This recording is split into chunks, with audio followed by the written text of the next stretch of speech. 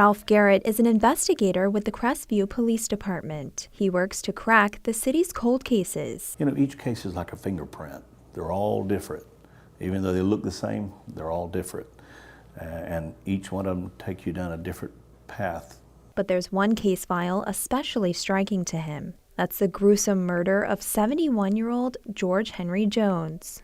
I was a very young officer when this case happened, and I've never forgotten it. When I began to work at the police department 4 years ago, I wanted this case, and I asked for it. Jones was found dead inside his home on East Walnut Street in the morning hours of September 12, 1988. This is the residence where Mr. George Jones was residing at the time of his death. He had actually been brought home the night before from he had attended church service, and the bus brought him home, or the van, and dropped him off.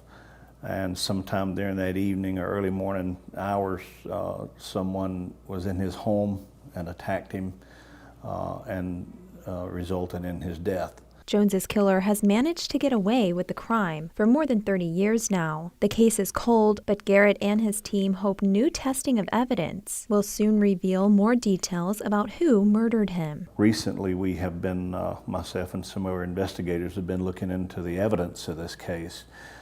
And we feel that with the help of FDLE, we may be able to get some of this evidence re-examined. They do things today that they didn't do in 1988. And so we're pretty hopeful that we can get further with this case with that. Currently, there's no photo publicly available of Jones, but if you have one or any information regarding his death, you're asked to call the Crestview Police Department or Crime Stoppers. In Okaloosa County, Amber Spradley, News 13, Panhandle Strong.